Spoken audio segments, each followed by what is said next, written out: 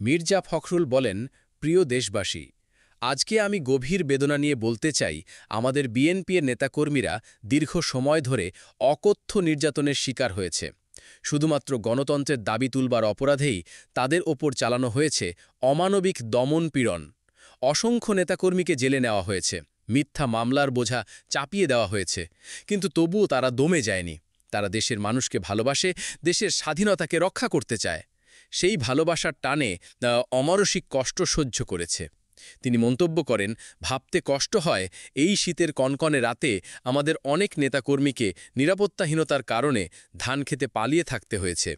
রাজনৈতিক প্রতিসংহার ভয়াবহ রূপ এমন জায়গায় গিয়ে পৌঁছেছিল যেখানে মানুষের মৌলিক নিরাপত্তার অধিকারটুকুও নিশ্চিন্তে ভোগ করা সম্ভব হয়নি।